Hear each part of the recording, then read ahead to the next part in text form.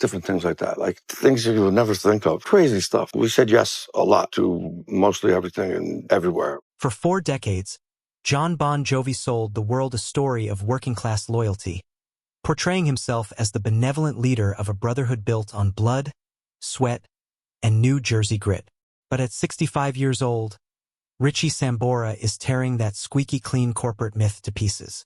Behind the anthems that defined an entire generation lay a bitter struggle of silenced credits, financial control, and calculated PR character assassination. Richie didn't just walk away from a stadium tour in 2013. He escaped a golden cage. Now, the legendary guitarist is finally laying out the receipts, exposing a chilling reality about the frontman everyone thought was rock's saint. In the neon-soaked haze of the mid-1980s, rock and roll sold a very specific fantasy, and nobody sold it better than Bon Jovi. They weren't just 5 guys playing loud guitars. They were the ultimate gang of working-class brothers from the streets of New Jersey. In every music video, every magazine cover, and every sold-out stadium from Tokyo to East Rutherford, the narrative was crystal clear. They were Tommy and Gina. They were the underdog kids who took on the world together, living on a prayer, bound by blood, sweat, and an unbreakable blue-collar loyalty. At the absolute center of that juggernaut stood the twin engines of their success, Jon Bon Jovi and Richie Sambora. To the outside world, Jon and Richie were rock's golden duo, the 80s answer to Steven Tyler and Joe Perry, or Mick Jagger and Keith Richards. Jon was the charismatic frontman with the million-dollar smile, the poster boy looks, and the relentless, razor-sharp commercial ambition. Richie was the swaggering bluesman, the guitar virtuoso armed with a talkbox, a vintage Fender Stratocaster, and a musical depth that elevated Jon's pop-rock instincts into timeless stadium anthems. When they shared a single microphone, belting out the chorus to Wanted Dead or Alive, the chemistry was intoxicating. It looked like pure, unfiltered brotherhood. Except, behind the blinding stadium spotlights and the wall of Marshall amplifiers, that brotherhood was built on a calculated corporate foundation that very few fans ever knew existed. From the moment the band signed their first major record deal, the dynamic was fundamentally unequal. While fans assumed Bon Jovi was a traditional, democratic band where 5 guys split everything down the middle, the legal machinery told an entirely different story. The band wasn't named after an idea or a concept. It was named after one man. Jon Bon Jovi wasn't just the lead singer, he was the incorporated entity. He was the employer, and everyone else, to varying degrees, was on the payroll. In the early years, Richie didn't care about the corporate semantics. He was young, hungry, and making music that was conquering the globe. When Slippery When Wet exploded in 1986, selling over 28 million copies, and New Jersey followed in 1988, turning them into the biggest touring act on planet Earth, the money was rolling in too fast for anyone to scrutinize the fine print.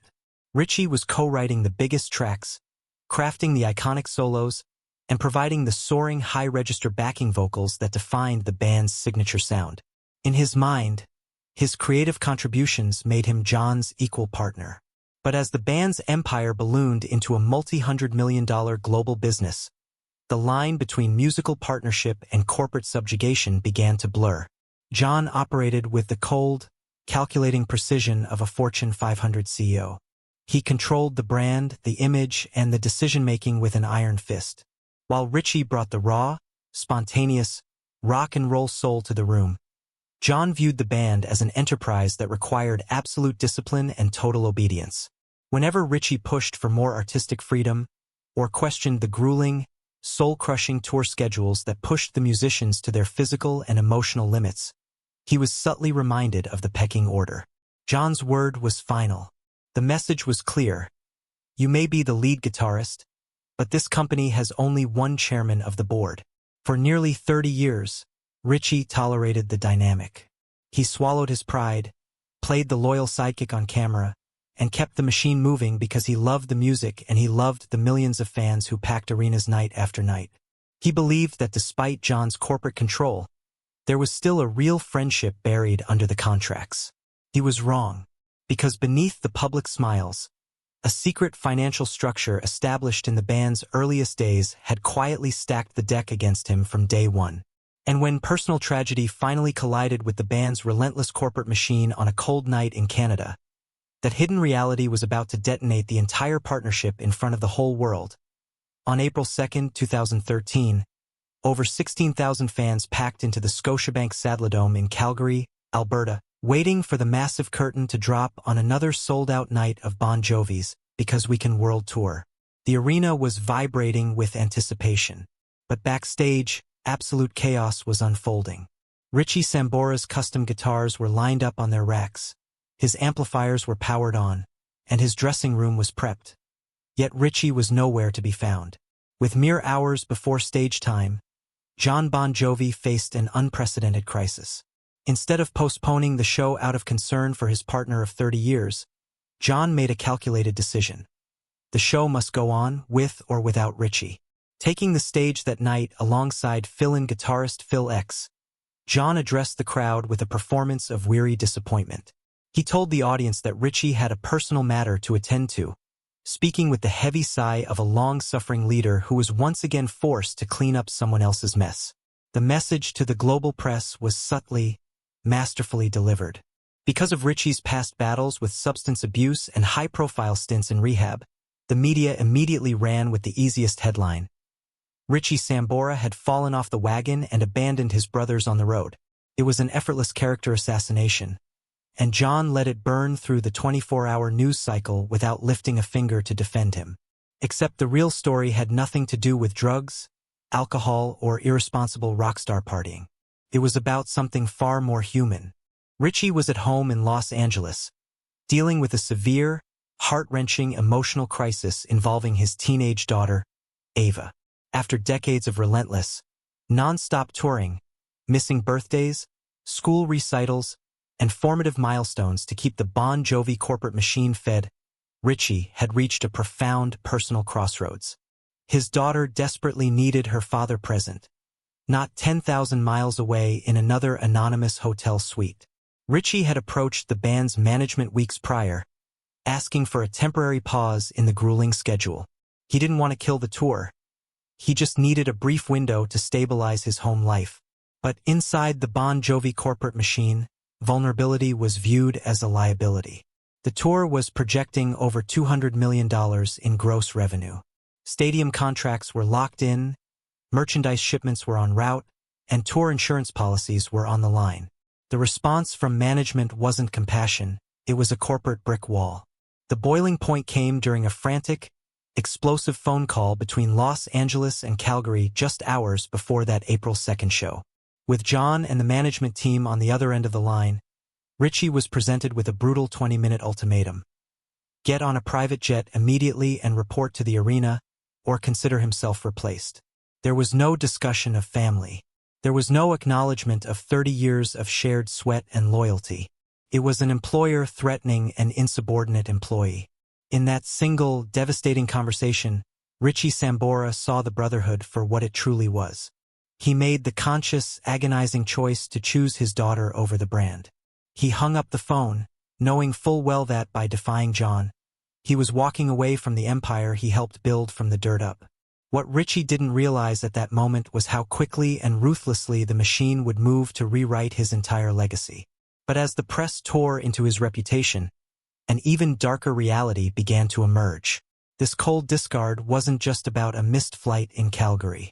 It was the culmination of decades of suppressed anger over who truly created the sound of Bon Jovi, and how billions of dollars in royalties had been systematically controlled from the very beginning. To truly understand why the partnership between Jon Bon Jovi and Richie Sambora exploded with such venom, you have to look past the tabloid headlines and look directly at the music itself.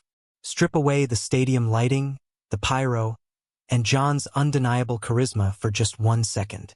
Ask yourself a simple question. What actually is the sound of Bon Jovi? Is it Jon's lead vocal?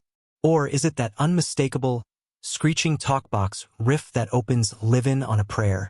Is it Jon's face on the poster? Or is it that haunting, cinematic 12-string acoustic intro to "Wanted Dead or Alive"? A guitar part that Richie wrote alone on the edge of a bed while Jon was fast asleep? The truth that the Bon Jovi corporate machine spent 4 decades downplaying is that Richie Sambora was the architectural spine of their greatest hits. While Jon was a gifted lyricist and an undisputed master of commercial melody, Richie was the virtuoso who gave those pop rock tunes their grit, their blues-drenched soul, and their rock and roll credibility. Alongside legendary songwriter Desmond Child, the duo forged some of the most profitable tracks in the history of modern music. But when the time came to divide the kingdom, the credits and the cash told two completely different stories. In the music business, publishing royalties are the holy grail. It's where the real generational wealth lives. For years, the official narrative suggested that Jon and Richie split their shared songwriting credits down the middle, a clean 50-50 partnership. But beneath that polished surface, a bitter power struggle was constantly raging over whose contributions truly mattered. Whenever a song was built around a legendary guitar hook, Richie argued that the riff itself was the hook, the very thing that sold the record to 40 million listeners. But in the traditional legal framework of songwriting, melodies and lyrics carry the dominant legal weight, while instrumental arrangements are often categorized merely as production. Jon's business empire took full advantage of this distinction. Jon owned the name, controlled the overarching publishing catalog, and steadily consolidated a larger and larger share of the band's global rights. The simmering tension finally reached a crisis point in the mid-1990s. With the release of their greatest hits album, Crossroad, and its record-shattering ballad, Always, a track that went on to sell over 3 million copies worldwide, the stakes were higher than ever. Behind closed doors, intense arguments erupted over publishing percentages and mechanical royalty allocations. Richie realized that while his distinctive guitar tone and soaring high-tenor harmonies were carrying the music to the top of the charts, the underlying corporate structure was systematically locking him out of long-term ownership of the brand's master rights. He wasn't just a co-writer. In the eyes of Jon's high-priced legal team, Richie was increasingly treated as high-end hired muscle. Even more infuriating for Richie was the vocal dynamic. What millions of casual fans never realized is that during their marathon 3-hour stadium shows, Richie's powerhouse backing vocals were doing the heavy lifting. In songs like I'll Be There For You and Keep the Faith, it was Richie hitting the stratospheric high notes that gave the choruses their explosive power, allowing Jon to preserve his voice and work the stage. Richie was providing the sonic rocket fuel, while Jon stood at the helm collecting the lion's share of the accolades, the brand equity, and the financial control. For decades, Richie swallowed his frustration. He accepted the financial disparity and allowed Jon to frame himself in the media as the singular visionary CEO of the band. Richie chose peace over war, convinced that the sheer magnitude of their creative achievements was worth the sacrifice of his own ego. He believed his restraint would eventually earn him the genuine respect and loyalty of the man he helped turn into a billionaire. But 30 years of loyalty meant nothing when the history of the band was finally committed to film. In 2024, when Richie agreed to sit down for a definitive 4-part docuseries, he believed the world would finally hear his side of the story. Instead, he was walking straight into the most calculated media ambush of his entire career in early 2024, when Hulu and Disney Plus announced the 4-part documentary series Thank You, Good Night, the Bon Jovi story. Fans around the world celebrated. For the first time in over a decade, it seemed like the deep wounds were finally being tended to. Billed as the definitive, unvarnished chronicle of the band's 40-year journey, the project promised total transparency. Most importantly, it promised the participation of Richie Sambora himself. Richie approached the project in good faith. He flew out to sit down for hours of intensive on-camera interviews. He opened up his personal vaults, shared candid memories, and spoke with raw emotional honesty about his triumphs, his struggles, and his departure. He genuinely believed this docuseries was meant to serve as an olive branch, a monumental piece of rock history that would honor the blood, sweat, and tears both men had poured into the brand for 4 decades. He thought the gloves were finally coming off so they could shake hands as brothers one last time. He had no idea he was walking into a finely tuned public relations trap. When the final cut of Thank You, Good Night debuted, Richie watched in absolute disbelief. The documentary was not an unbiased historical retrospective. It was a masterclass in narrative control, executive produced with Jon Bon Jovi's direct oversight and final approval. Throughout the 4 episodes, Jon was framed as the stoic, tireless general, a dedicated soldier carrying the heavy burden of the band's legacy while nursing vocal cord surgeries and soldiering through the physical pain of aging. Richie, on the other hand, was cast in the familiar, reductive role of the erratic, unapologetic deserter. The editing was devastatingly precise. The documentary repeatedly cut between Jon visibly tearing up on camera, looking heartbroken over the betrayal of 2013, and brief, isolated soundbites of Richie appearing detached or dismissive. In one particularly controversial scene, Richie is shown shrugging and offering what sounded like a cold, unapologetic defense of his exit. Viewers at home saw a loyal frontman mourning a lost brother, while the guitarist seemed indifferent to the pain he had caused. What the audience never saw was the hours of context deliberately sliced out in the editing suite. Richie had spent significant time explaining the crushing emotional weight of his daughter's crisis, the intolerable corporate ultimatums, and the impossible working conditions behind the scenes. He detailed how the band's management had systematically gaslit him for years, treating him like an accessory rather than a co-founder. None of that made the final edit. Every single piece of testimony that challenged Jon's saintly persona was stripped away, left on the cutting room floor to protect the commercial viability of the Bon Jovi brand. Richie had offered his heart to the project, and in return, the corporate machinery used his own image to cement the very smear campaign he had spent 11 years trying to escape. Sources close to Richie revealed that he was deeply hurt and profoundly offended by the finished product. He felt ambushed, lured into a project under the guise of unity, only to have his words weaponized against him to generate streaming numbers and burnish Jon's pristine legacy. Yet, beneath the docuserie's calculated framing, there was an unmistakable undercurrent of desperation. Why was Jon Bon Jovi's camp trying so aggressively to control the narrative in 2024? Why did they need Richie to look like the villain one more time? Because just beneath the surface of the documentary lay an undeniable physical reality that Jon could no longer hide with studio trickery or clever editing. The band's live sound was in catastrophic decline, and for the first time in history, the entire world was realizing that Jon's crumbling voice wasn't just an unfortunate casualty of age. It was the direct result of losing the secret weapon who had secretly carried him for 30 years. For decades, rock critics and sound engineers had whispered about an unspoken phenomenon inside Bon Jovi's live performances. They called it the Sambora safety net. Whenever the band launched into their most demanding, high-energy stadium anthems, tracks like Bad Medicine, Keep the Faith, or Born to Be My Baby, there was an invisible sonic hand guiding the show. Richie Sambora wasn't just throwing down incendiary blues licks. He was stepping up to his microphone and unleashing a soaring, natural, glass-shattering high-tenor harmony that filled every corner of an 80,000-seat arena. Richie's voice was the mortar between the bricks. When Jon's voice began to wear thin on night 40 of a grueling world tour, Richie instinctively leaned into his mic, taking over the top-end frequencies, masking the cracks, and lifting the chorus into the stratosphere. To the casual fan in the upper deck, it just sounded like Bon Jovi firing on all cylinders. Jon got to command the stage, work the runway, and soak in the adoration, while Richie quietly served as the vocal powerhouse keeping the entire sonic illusion alive.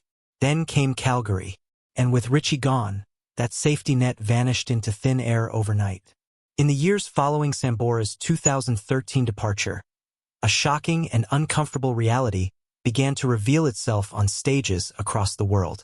Without Richie's vocal power blending seamlessly with Jon's raspy lead, Jon was left musically exposed for the very first time in his career. Touring musicians and hired session players could replicate Richie's guitar solos note for note, but they could never replicate that distinct, soulful chemistry. They couldn't recreate that lightning in a bottle. By the time the band embarked on their 2022 arena tour, the situation had deteriorated from noticeable to outright alarming. Unfiltered fanshot cell phone videos began flooding YouTube, TikTok, and Reddit, capturing excruciating moments of Jon visibly straining, singing off-key, falling behind the beat, and struggling to hit notes that had once defined his youth. Respected music journalists who had spent decades praising Jon's work ethic published scathing, heartbreaking reviews questioning whether the frontman should even be on stage at all. It was later revealed that Jon was suffering from severe vocal cord atrophy, eventually requiring complex medialization thyroplasty surgery to rebuild his vocal cords with an implant. It was a genuine medical crisis that deserved empathy. But inside the Bon Jovi corporate war room, the public reaction to Jon's vocal decline was treated as a catastrophic threat to a multimillion-dollar touring enterprise. The pristine image of the ageless, invincible rock god was crumbling in real time before the eyes of millions. And so, the PR machinery defaulted to the only playbook it knew: finding a scapegoat.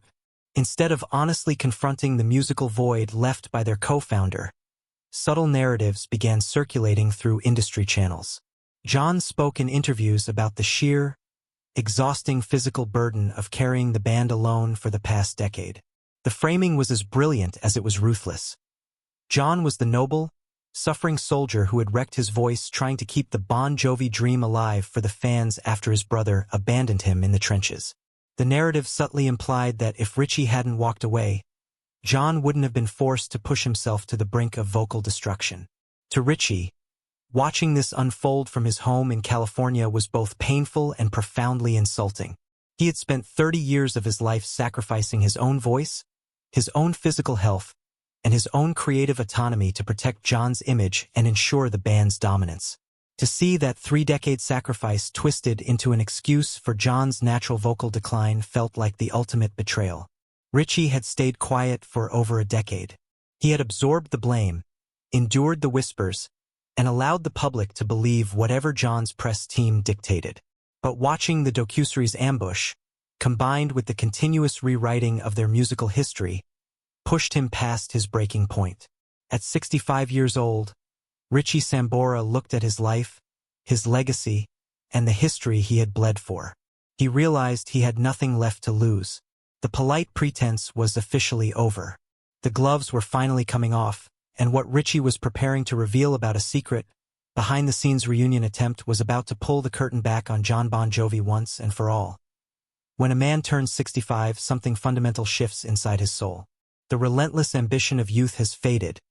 The industry games lose their intoxicating power, and the desperate need for external validation simply evaporates. For Richie Sambora, hitting that milestone wasn't just about celebrating a life lived at full throttle. It was the moment he decided he was officially done carrying another man's secrets. For over a decade, Richie had played the role of the exiled brother with remarkable restraint. While Jon Bon Jovi gave countless glossy magazine interviews talking about forgiveness and keeping the door open, Richie quietly went about his life in Los Angeles, raising his daughter Ava, producing independent music, and refusing to drag their shared legacy through the mud. He had swallowed his anger when the press labeled him a deserter. He had stayed silent when the Hulu docuseries edited his soul out of the band's history. But turning 65 brought a fierce, unshakable clarity. Silence was no longer dignity. It was complicity in a lie. In a series of blistering and censored conversations on independent music podcasts, radio shows, and intimate industry panels, Richie finally shattered the polite corporate narrative. He didn't speak with the rehearsed spin of a Hollywood publicist. He spoke with the raw, unfiltered gravel of a New Jersey bluesman who had spent 40 years in the belly of the beast. People think I just woke up one day, packed my bags, and walked out on millions of fans, Richie declared with a quiet, furious intensity. They have no idea what it's like to live inside a machine that treats your family as an inconvenience and your creativity as a corporate product. I didn't abandon the fans. I saved my life. I saved my relationship with my child.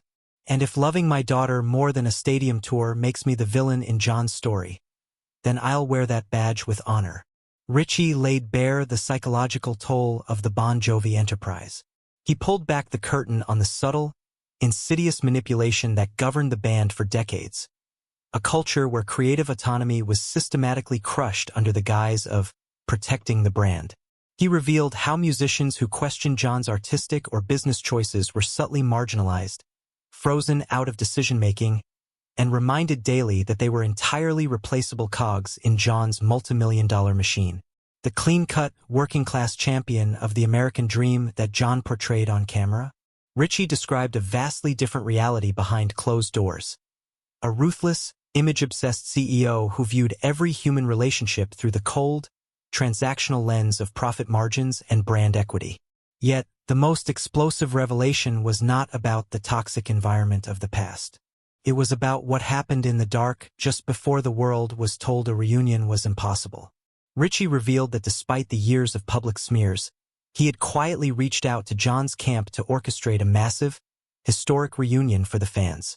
Richie was willing to put aside the royalties, the past insults, and the legal battles to give the audience what they had been begging for: one final, triumphant run on the world's biggest stages. He proposed a massive co-headlining stadium tour, offering to stand shoulder to shoulder with Jon to help carry the vocal load and give the fans a proper, dignified farewell. The fans believed Jon was waiting with open arms. But behind closed doors, Jon's corporate camp didn't welcome Richie back as a brother or an equal partner. Instead, they presented Richie with a mountain of legal contracts, gag orders, and creative restrictions. Jon's team demanded that Richie return not as a co-founder, but as a heavily regulated, submissive contract player, stripped of creative input, barred from speaking to the press without prior authorization, and forced to sign strict non-disparagement agreements. Jon didn't want the real Richie Sambora back on stage. He wanted a silent, obedient mascot to prop up his declining live show while keeping the corporate hierarchy entirely intact. Richie rejected the offer on the spot. He refused to bend the knee to an empire built on his own blood. The revelation sent shockwaves through the rock community. It exposed the greatest contradiction of all. The narrative of the open door was an absolute illusion. And as the fallout from Richie's uncensored truth settled across the music world, the legendary partnership was officially laid to rest, forcing millions of fans to face a devastating, final reckoning about the band they loved.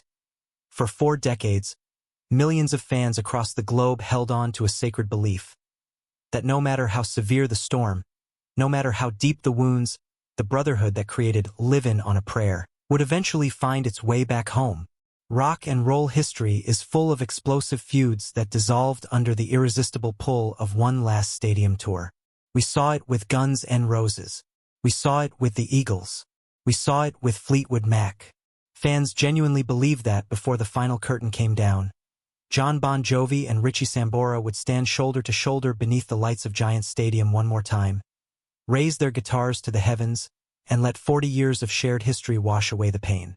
That dream is now officially dead. The rupture between Jon and Richie is not a temporary spat manufactured for tabloid clicks. It is a permanent, structural collapse of rock's most iconic partnership. And while that realization brings a deep, aching sadness to generations of music lovers, it also marks a profound, long overdue moment of justice for Richie Sambora. By breaking his silence at 65, Richie didn't just air dirty laundry. He reclaimed his rightful place in music history. For 11 years, he allowed the Bon Jovi corporate machinery to frame him as the problem. He let them paint him as the flawed, unreliable deserter who couldn't handle the pressure of the road. But the truth has an undeniable way of rising to the surface. Today, music historians, casual listeners, and die-hard fans alike look back at the band's legendary catalog with crystal-clear vision. They hear Richie's talkbox on Prayer. They hear his driving acoustic rhythm on Wanted. They hear his soaring, operatic harmonies carrying Jon over the finish line on chorus after chorus. Richie Sambora wasn't just a sidekick in Jon's band. He was the beating, bleeding heart of the music, the soul of the machine. At 65, Richie Sambora is finally free. He doesn't have to report to a corporate board. He doesn't have to submit his life to a multi-million-dollar itinerary. He has the one thing that all the arena revenue in the world can never buy: his dignity, his creative independence, and an unbroken bond with the daughter he chose to protect when the machine demanded he abandon her. Meanwhile, 3,000 miles away, Jon Bon Jovi sits alone on his corporate throne. Jon won the war on paper. He owns the name. He controls the master brand. He has the hundreds of millions of dollars, the documentaries, and the undisputed title of CEO. But as he stands on stage today, struggling through surgically repaired vocal cords, surrounded by hired touring musicians playing Richie's riffs by the book without a shred of Richie's soul, the hollow nature of that corporate victory has never been more obvious. Jon got the empire he always wanted, but in the process, He lost the very lightning that made that empire worth conquering in the first place. You can hire the best guitarists in Nashville, you can hire the sharpest session singers on Broadway, but you cannot purchase the chemical magic of two hungry kids from New Jersey discovering how to make an arena shake together. The tragedy of Bon Jovi is not that the music stopped. The tragedy is that it was sacrificed at the altar of corporate control. Jon Bon Jovi continues to tell the press that his heart remains open, that he loves his old friend, and that he will always cherish what they built together. But behind that polished, multi-million-dollar smile lies a reality that Richie Sambora's revelations have laid bare for the entire world to see. The door was never really open. The Brotherhood was quietly dismantled decades ago in boardroom meetings and contract disputes. The anthem has been broken, and the stadium lights are slowly fading on a legend that was far darker and far more transactional than any of us ever wanted to believe. Yet, as the dust settles on this 40-year war, one haunting mystery remains locked away in the shadows. A confidential document from 2014 that proves this feud was never meant to heal, and a secret confession that Jon Bon Jovi may take to his grave. Examine the permanent rupture of rock's most iconic duo and the harsh reality facing millions of fans who still hold out hope for one last tour. Richie's defiance marks a powerful reclamation of his musical legacy, proving that his contributions were the true heartbeat of the band's legendary sound. But as Jon attempts to steer the Bon Jovi brand into the future alone, an undeniable truth remains about who really lost the war.